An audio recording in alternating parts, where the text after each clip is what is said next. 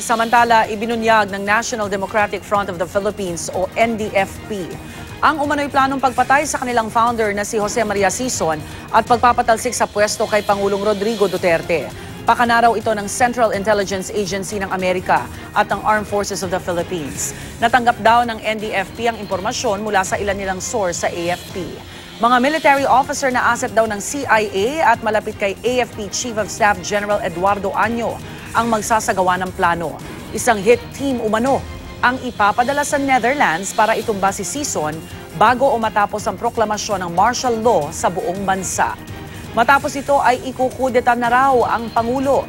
Sinisiyasat pa rin daw ng NDFP ang impormasyon, sabay paalala sa Pangulo na seryosohin ang peace talks ng gobyerno at ng NDFP. Itinanggi na ng AFP ang paratang at tinawag itong propaganda.